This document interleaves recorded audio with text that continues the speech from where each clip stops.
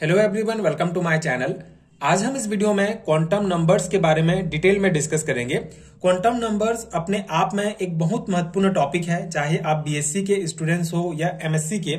ये topic atomic structure and periodic properties unit में मिलेगा, जो बीएससी फर्स्ट सेमेस्टर के सिलेबस में दिया गया है। तो बीएससी फर्स्ट सेम के सिलेबस के अकॉर्डिंग कंप्लीट टॉपिक समझेंगे, इसके टाइप्स को डिस्कस करेंगे एवं एग्जांपल के द्वारा किसी इलेक्ट्रॉन के लिए क्वांटम नंबर का आकलन कैसे करते हैं उसको समझेंगे। ये प्रॉपर हैंडरिटन नोट्स हिंदी में प्रोवाइड करूंगा, जो आपके बीएससी फर्स्ट सेम के एग्जाम्स के लिए बहुत हेल्पफुल होगा। सो स्टार्ट करते हैं। क्वांटम संख्याएं, क्वांटम नंबर्स क्या होते हैं? किसी परमाणु में किसी इलेक्ट्रॉन को पूर्ण रूप से अभिव्यक्त करने के लिए, अर्थात उसकी स्थिति और ऊर्जा को निर्धारित करने के लिए जिन संख्याओं का प्रयोग करते हैं उन्हें क्वांटम संख्याएं कहते हैं। तो ये बेसिक डेफिनेशन है, बेसिक इसका परिभाषा है कि किसी परमाणु में किसी इलेक्ट्रॉन को पूर्ण रूप से अभिव्यक्त करने के लिए, अर्थात उसकी स्थिति और ऊर्जा को निर्धारित करने के लिए जिन संख्याओं का प्रयोग करते हैं उन्हें क्वांटम संख्या कहते हैं। क्वांटम नंबर्स बेसिकली एक मैथमेटिकल वैल्यू है, वैल्यू का सेट है जो किसी इलेक्ट्रॉन के पोजीशन, एनर्जी और मोशन को डिस्क्राइब करता है। जैसे क्वांटम नंबर्स को हम यूज करके हम एक एटम के अंदर इलेक्ट्रॉन के अरेंजमेंट को समझ सकते हैं। जैसे मान लो कि ये एक एटम है हमारा, ये जो है न्यूक्लियस है और इसके ये बाहर में ये कोई इलेक्ट्रॉन घूम रहा है, ठीक है। जैसे आपको पता है ऑर्बिट में इलेक्ट्रॉन जो है चक्कर लगाते रहते हैं, तो ये एक इलेक्ट्रॉन है। तो क्वांटम नंबर्स की सहायता से इस इलेक्ट्रॉन की हम पोजीशन, एनर्जी और मोशन को पता कर सकते हैं, ठीक है। तो यही क्वांटम नंबर है, ठीक है। बेसिक डेफिनेशन से ही आपको समझ में आ जाएगा कि किसी भी परमाणु के, किसी एटम्स के किसी इलेक्ट्रॉन को पूर्ण रूप से अभिव्यक्त करने के लिए, इस इलेक्ट्रॉन की इसको पूर्ण रूप से अभिव्यक्त करने मतलब इसके पोजीशन, एनर्जी, मोशन, इन सभी को पता करने के लिए जिन संख्याओं का प्रयोग किया जाता है उन्हें क्वांटम संख्याएं कहा जाता है। ये क्वांटम संख्याएं मेनली 4 प्रकार के होते हैं, जो आज हम इस वीडियो में डिस्कस करेंगे एक एक करके। पहला क्वांटम संख्या है मुख्य क्वांटम संख्या, जिसे n से डिनोट किया जाता है। दूसरा है द्विगुणित क्वांटम संख्या, जिसे l के द्वारा डिनोट किया जाता है। तीसरा है चुंबकीय क्वांटम संख्या, जिसे m से, और चक्रण क्वांटम संख्या, जिसे s से डिनोट किया जाता है। तो ये 4 मुख्य क्वांटम संख्याएं हैं जिसको हम एक एक करके डिस्कस करते हैं। स्टार्ट करते हैं मुख्य क्वांटम संख्या से। इसे प्रिंसिपल क्वांटम नंबर्स भी कहा जाता है। सो यह क्वांटम संख्या नाभिक के सापेक्ष ऑर्बिटल की स्थिति तथा ऊर्जा को प्रदर्शित करता है। यह इलेक्ट्रॉन की नाभिक से औसत दूरी बताता है, ठीक है। इसे n से प्रदर्शित करते हैं। n का वैल्यू 1, 2, 3, 4 हो सकता है। बोर ने इसे k, l, m, n आदि से प्रदर्शित किया है। तो ये क्वांटम संख्या नाभिक के सापेक्ष ऑर्बिटल की स्थिति तथा ऊर्जा को प्रदर्शित करता है। यहाँ पे आप देख सकते हैं, ये हमारा एक एटम का स्ट्रक्चर है, बीच में न्यूक्लियस प्रेजेंट है और इसके बीच में न्यूक्लियस है, ठीक है। और ये जो है हमारा ऑर्बिट्स है, ठीक है, जिन्हें बोर ने k shell, l shell, m shell, n shell के नाम से दिया गया है। तो बेसिकली ये जो है n का मान जैसे जैसे बढ़ता है, इलेक्ट्रॉन की नाभिक से दूरी बढ़ती जाती है और इलेक्ट्रॉन की ऊर्जा बढ़ती जाती है। मतलब कोई इलेक्ट्रॉन कौन से सेल में प्रेजेंट है, उस आधार पर जो है उसका मुख्य क्वांटम संख्या हम डिसाइड करते हैं। जैसे यहाँ पे अगर कोई इलेक्ट्रॉन प्रेजेंट है k सेल में, ठीक है, बोर ने इसे k सेल कहा है, इसे 1, 2, 3, 4 भी नाम दिया गया है। सो k सेल में अगर कोई इलेक्ट्रॉन है तो उसका n कितना होगा? 1 होगा, ठीक है। n बराबर मतलब मुख्य क्वांटम संख्या उसका 1 होगा। यदि L सेल में उपस्थित है तो उसका मुख्य क्वांटम संख्या 2 होगा। M सेल में कोई इलेक्ट्रॉन है तो उसका 3 होगा। तो इस प्रकार से हम मुख्य क्वांटम संख्या डिसाइड करते हैं। और जैसे जैसे जो है n का मान बढ़ता जाता है, इलेक्ट्रॉन की नाभिक से दूरी बढ़ती जाएगी, ठीक है, ऑब्वियस है, क्योंकि k, l, m, n ये जो है ये बढ़ते जा रहा है, ऑर्बिट की संख्या, सेल्स की संख्या। तो इलेक्ट्रॉन जो है अगर k में है तो उसकी दूरी इससे कम होगी। अगर l में इलेक्ट्रॉन प्रेजेंट है, मतलब l सेल में है, तो नाभिक से दूरी बढ़ती जाएगी, ठीक है। और इलेक्ट्रॉन की ऊर्जा भी बढ़ती जाती है। यदि इलेक्ट्रॉन m सेल में है तो मुख्य क्वांटम संख्या 3 होगा, ठीक है। इस प्रकार से ये जो मुख्य क्वांटम संख्या है वो बढ़ते जाएगा। n सेल में है तो 4 होगा। तो इस प्रकार से हम जो है कोई इलेक्ट्रॉन कौन से सेल में प्रेजेंट है उस आधार पर मुख्य क्वांटम संख्या हम निर्धारित करते हैं। दूसरा हमारा क्वांटम संख्या है द्विगुणित क्वांटम संख्या। इसे एजीमुथल क्वांटम नंबर्स कहा जाता है। सो इसे कोणीय संवेग या द्वितीय क्वांटम संख्या भी कहते हैं, ठीक है। द्विगुणित क्वांटम संख्या को ही एंगुलर मोमेंटम या सेकेंडरी क्वांटम नंबर्स भी कहा जाता है। इसे L से प्रदर्शित करते हैं। यह ऑर्बिटल का साइज बताता है, ठीक है, ऑर्बिटल का साइज बताता है। इसका वैल्यू 0, 1, 2, 3 हो सकता है। n बराबर 1 के लिए, मतलब अगर हमारा मुख्य क्वांटम संख्या 1 है तो उसके लिए L का मान 0 होगा, अर्थात S उपकक्ष में प्रेजेंट होता है, ठीक है। यहाँ पे आप इस कॉन्सेप्ट को इस डायग्राम से भी समझ सकते हैं, जो अबाउ का सिद्धांत है, आगे हम वीडियो में देखेंगे। बेसिकली ये जो है अबाउ के द्वारा दिया गया था कि इलेक्ट्रॉन कैसे भरते हैं। तो यहाँ पे आप देख सकते हैं के सेल के लिए उसका जो उपकक्ष है वो 1s है, एल के लिए 2s 2p होता है उपकक्ष, ठीक है, सब सेल, m सेल है और ये 3s 3p 3d ये सब सेल्स हैं, ठीक है। इस प्रकार से ये n के लिए 4s 4p 4d 4f ये सब सेल्स होते हैं। तो यहाँ पे क्या डिगेंसी क्वांटम संख्या n बराबर 1 है तो l बराबर जो है 0 होगा, क्योंकि वहां पे सिर्फ एक जो है s उपकक्षक ही प्रेजेंट है, ठीक है। यहाँ पे आप देख सकते हैं यहाँ पे सिर्फ s उपकक्षक प्रेजेंट है तो इसका मान 0 होगा, l का मान। और n बराबर 2 है, मतलब कि l सेल में अगर कोई इलेक्ट्रॉन प्रेजेंट है तो मुख्य क्वांटम नंबर 2 होगा, तो उसके लिए l का मान 0 और 1 होगा, अर्थात p उपकक्षक, p में देख सकते हैं s और p के लिए, ठीक है, 0 और 1 होगा। इसी प्रकार से n बराबर 3 है तो 0 1 2 3 ये जो है मान बढ़ते जाएगा। द्विगुणित क्वांटम संख्या आप कैसे निकाल सकते हैं, अगर n बराबर 3 है तो 0 1 2 होगा, ठीक है। n बराबर 3 मतलब m सेल में प्रेजेंट है, तो m सेल में 3 जो है सब सेल्स होते हैं s p और d, ठीक है, ये s और p उपकक्ष होते हैं इसमें, ठीक है। तो इस प्रकार से हम द्विगुणित क्वांटम नंबर निकालते हैं। आई होप आपको समझ में आ गया होगा, ठीक है। बहुत सिंपल सा है कि n क्या बताता है कि इलेक्ट्रॉन कौन से सेल में प्रेजेंट है और l बताता है कि कौन से सब सेल्स में प्रेजेंट है, कौन से उपकक्षक में प्रेजेंट है, ठीक है। मुख्य क्वांटम संख्या n कोष को निरूपित करता है, जबकि l उप ऊर्जा स्तर मतलब सब सेल को निरूपित करता है। n बराबर 3 तो उसमें 3 सब सेल्स होंगे, s p d सब सेल्स, ठीक है। तो l का मान जितना अधिक होगा उतना ही नाभिक के साथ इलेक्ट्रॉन का बॉन्ड कम होता है, ठीक है। ये भी एक इंपॉर्टेंट पॉइंट है, l का मान जितना कम होगा उतना ही नाभिक के साथ इलेक्ट्रॉन का बॉन्ड कम होगा, ठीक है।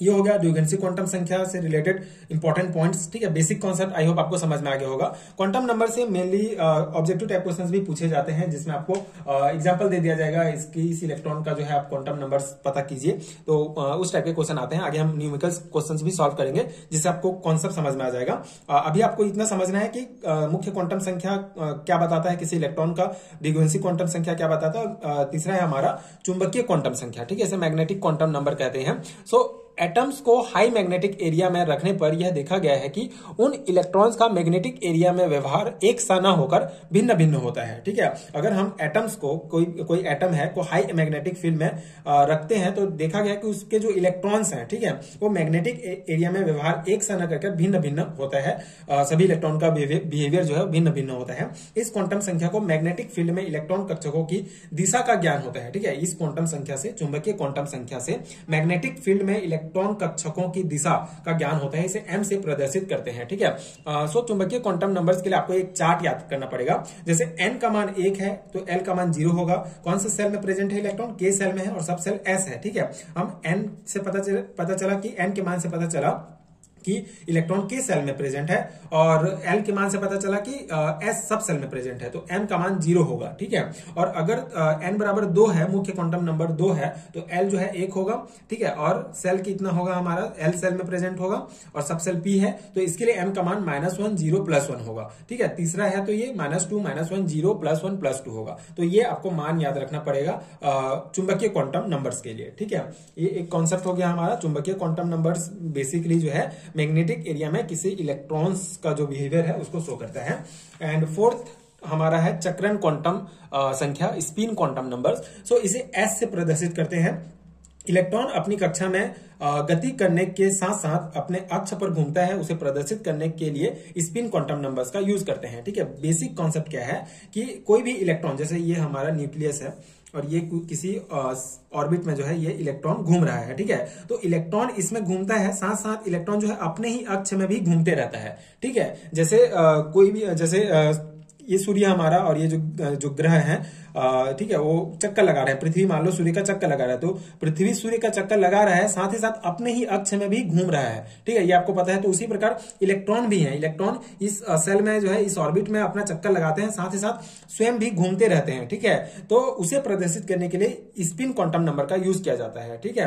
क्लॉकवाइज और एंटी क्लॉकवाइज घूर्णन के अनुसार स्पिन क्वांटम नंबर्स के 2 मान होते हैं, +1/2 एंड -1/2 हो सकते हैं, ठीक है। इसके 2 मान होते हैं। जैसे मान लो ये हमारा S सब सेल है, ठीक है, तो इसमें 2 इलेक्ट्रॉन भर सकते हैं, है ना, 1 इलेक्ट्रॉन 2 इलेक्ट्रॉन। तो इस इलेक्ट्रॉन का चक्रण क्वांटम नंबर होगा +1/2, ठीक है, ये क्लॉकवाइज के लिए, और इसके लिए होगा -1/2, ठीक है, एंटी क्लॉकवाइज के लिए। तो कौन सा इलेक्ट्रॉन का चक्रण किस प्रकार है उसको शो करता है चक्रण क्वांटम नंबर, ठीक है। तो आगे हम किसी इलेक्ट्रॉन के लिए क्वांटम संख्या का आकलन कैसे करेंगे उसको देखते हैं, जिससे आपको ये जो हमने अभी पढ़ा वो आपको समझ में आ जाएगा कि उसको आपको अप्लाई कैसे करना है, किस टाइप के क्वेश्चंस आपको पूछे जाएंगे और कैसे आपको उसको बनाना है। तो देखिए, किसी इलेक्ट्रॉन्स के लिए क्वांटम संख्याओं का आकलन कैसे करते हैं, evaluation of quantum numbers of any electron. So किसी इलेक्ट्रॉन्स की संपूर्ण स्थिति और ऊर्जा आदि का निर्धारण करने के लिए 4 क्वांटम संख्याओं का प्रयोग किया जाता है, जिन्हें क्वांटम संख्याएं कहते हैं। किसी तत्व के परमाणु में विभिन्न इलेक्ट्रॉन की क्वांटम संख्या ज्ञात करने के लिए सबसे पहले उस तत्व का इलेक्ट्रॉनिक विन्यास उसके बढ़ते हुए ऊर्जा क्रम अर्थात अबाउ के नियमानुसार लिखते हैं। ठीक है, अबाउ का जो नियम है आगे वीडियो में हम डिस्कस करेंगे। तो मेन को पहला क्या है कि किसी इलेक्ट्रॉन की संपूर्ण स्थिति और ऊर्जा को निर्धारण करने के लिए क्वांटम संख्या का प्रयोग करते हैं। तो सबसे पहले जैसे उदाहरण हमको देखते हैं, सोडियम का इलेक्ट्रॉनिक विन्यास लिखना है। ठीक है, सोडियम का इलेक्ट्रॉन सबसे पहले इलेक्ट्रॉनिक विन्यास हमको लिखने आना चाहिए। तो सोडियम का परमाणु क्रमांक 11 होता है, इलेक्ट्रॉनिक विन्यास 281 होगा, मतलब 1s2 2s2 2p6 और 3s1 है। ठीक है, अब यदि हमें सोडियम के अंतिम इलेक्ट्रॉन के चारों क्वांटम संख्याएं ज्ञात करनी है, जैसे क्वेश्चन में पूछा गया कि सोडियम के अंतिम इलेक्ट्रॉन के चारों क्वांटम संख्याएं ज्ञात कीजिए, तब कैसे हम करेंगे। सो अब यदि हमें सोडियम के अंतिम इलेक्ट्रॉन के चारों क्वांटम संख्याएं ज्ञात करनी है, तब हम सबसे पहले इसकी मुख्य क्वांटम संख्या व द्विगुणसी क्वांटम संख्या लिखते हैं। सोडियम परमाणु का अंतिम इलेक्ट्रॉन 3s उपकोष में है, क्योंकि यह इलेक्ट्रॉन मुख्य कोष संख्या 3 में है। 3s मतलब कि 3 में होगा। ठीक है, 3 इसका जो ऑर्बिट होगा वो ये तीसरा नंबर वाला होगा। ठीक है, KLM वाला ऑर्बिट में है, तो इसका मुख्य क्वांटम नंबर क्या हो जाएगा हमारा 3 हो जाएगा। ठीक है, इसलिए मुख्य क्वांटम संख्या n बराबर 3 है, द्विगुणसी क्वांटम संख्या l बराबर 0, क्योंकि इलेक्ट्रॉन s उपकोष में है। ठीक है, तीसरा में तो है। ठीक है, तीसरा वाले हमारे m सेल में प्रेजेंट है, इलेक्ट्रॉन जो है ये m सेल में प्रेजेंट है, लेकिन कौन से सब सेल में है, s सब सेल में प्रेजेंट है, क्योंकि 3s1 है ना, और हमको उसका निकालना है। तो द्विगुणसी क्वांटम नंबर हमारा 0 हो जाएगा, क्योंकि इलेक्ट्रॉन s उपकोष में है। अब चुंबकीय क्वांटम संख्या ज्ञात करने के लिए इलेक्ट्रॉन के उपकक्षक का कक्षक ज्ञात होना चाहिए। तो s उपकक्षक के एकमात्र कक्षक के लिए m बराबर 0 होता है। ठीक है, अब जैसे अगर हमारा कक्षक यहाँ पे ज्ञात करना पड़ेगा, तो कक्षक मतलब कि ये वाला है ना ऑर्बिटल, ये जैसे p के लिए 3 ऑर्बिटल हो गए। ठीक है, तो s उपकक्षक यहाँ पे हमको पता है कि s सिर्फ s में भरा हुआ है इलेक्ट्रॉन। ठीक है, तो s के लिए क्या होता है, सिर्फ एक उपकक्षक होता है, मात्र कक्षक के लिए m बराबर 0 होता है। ठीक है, यहाँ पे सिर्फ एक ऑर्बिटल है, तो इसके लिए 0 हो जाएगा हमारा चुंबकीय क्वांटम नंबर। अब चक्रण क्वांटम संख्या ज्ञात करने के लिए, क्वांटम संख्या को ज्ञात करने के लिए हमें यह ध्यान रखना चाहिए कि प्रत्येक कक्षक के अधिकतम इलेक्ट्रॉन की संख्या 2 होती है। ठीक है, तो प्रत्येक ऑर्बिटल में, प्रत्येक कक्षक में 2 इलेक्ट्रॉन भर सकते हैं अधिकतम। ठीक है, ये हमको पता है। अब इसको हम चक्रण क्वांटम संख्या कैसे निकालेंगे इससे, तो प्रथम इलेक्ट्रॉन के लिए s का मान +1/2 तथा द्वितीय इलेक्ट्रॉन के लिए -1/2 होगा। ठीक है, जो हमने देखा रूल्स में। अतः सोडियम परमाणु का अंतिम इलेक्ट्रॉन जो कि 3s उपकोष में के लिए चक्रण क्वांटम संख्या s बराबर +1/2 होगा, क्योंकि यह कक्षक में प्रथम इलेक्ट्रॉन है। ठीक है, जैसे इसमें सिर्फ एक इलेक्ट्रॉन ऐसा भरा हुआ है, तो ये क्या है, क्लॉकवाइज है, तो इसका क्या हो जाएगा, +1/2 हो जाएगा। तो इस प्रकार से हम क्वांटम नंबर लिख सकते हैं। n बराबर 3 है। ठीक है, किसके लिए, सोडियम के अंतिम इलेक्ट्रॉन के लिए, जो हमारा मुख्य क्वांटम नंबर है वो 3 है, द्विगुणसी क्वांटम नंबर 0, चुंबकीय 0, और s जो चक्रण क्वांटम नंबर है वो +1/2 होगा। इस प्रकार से निकालते हैं। अब जैसे ऑब्जेक्टिव टाइप क्वेश्चन आपको पूछा जाएगा, मेनली ये जो है आपका फॉर्मूला टाइप है, आप इसको याद रखेंगे तो इजीली आपके क्वेश्चंस बन जाएंगे। मतलब मेनली क्वेश्चन ऐसे पूछा जाएगा, जैसे सोडियम के अंतिम इलेक्ट्रॉन का, लिथियम के अंतिम इलेक्ट्रॉन का जो है चारों क्वांटम नंबर लिखिए। ठीक है, या फिर ऑब्जेक्टिव टाइप क्वेश्चन में पूछा जाएगा कि मान लो ऑक्सीजन के अंतिम इलेक्ट्रॉन का s क्या होगा, +1/2 होगा या -1/2 होगा। तो आपको ये कॉन्सेप्ट अगर पता है तो इजिली आप निकाल सकते हैं और ये क्वेश्चन बना सकते हैं। बहुत ईजी है, एक बार आप समझ जाएंगे तो बहुत इजिली जो है इसके क्वेश्चन बना सकते हैं। और अगर थ्योरी टाइप क्वेश्चन में पूछा जाएगा तो भी आप ये पूरा कॉन्सेप्ट लिख सकते हैं। पहला प्रश्न है हमारा कि मुख्य क्वांटम नंबर n बराबर 3 के लिए l तथा m के कुल मान ज्ञात कीजिए। ठीक है, तो ये सिंपल सा फॉर्मूला है। l के कुल मान l का कुल मान अगर हमको निकालना है तो उसका फॉर्मूला होता है n, m के कुल मान निकालना है तो n²। अब n बराबर 3 है तो l के मान क्या हो जाएगा, 3 हो जाएगा। ठीक है, n बराबर हमारा दिया गया है, मुख्य क्वांटम नंबर 3 दिया गया है, तो l का मान क्या हो जाएगा, 3 हो जाएगा। क्योंकि ये दो आपको याद रखना है फॉर्मूला, कि अगर हमको n का मान दिया गया है, अगर हमको मुख्य क्वांटम नंबर पता चल गया तो हम l का मान कैसे निकालेंगे, जो n का मान होगा वही जो है l का मान होगा। ठीक है, और m का मान कैसे निकालेंगे, n² कर देना है आपको। तो n 3 के लिए m के कुल मान कितने हो जाएंगे, 3 का घात 2, ठीक है, तो 9 हो जाएगा। n की जगह मतलब 3 रखेंगे हम लोग, जो मुख्य नंबर दिया गया है, ठीक है। तो ये एक सिंपल सा फॉर्मूला है, ट्रिक है, आप इसको याद रख सकते हैं। n के किसी मान के लिए l m s के कुल मानों की संख्या, ठीक है, तो ये भी एक फॉर्मूला ही है कि n के किसी मान के लिए l के मान n होगा, n के किसी मान के लिए m का कुल मान n स्क्वायर होगा, और n के किसी मान के लिए मतलब n अगर आपको दिया गया है तो आप l निकाल सकते हैं, वो n होगा। m निकालने के लिए आपको n स्क्वायर याद रखना पड़ेगा, ठीक है।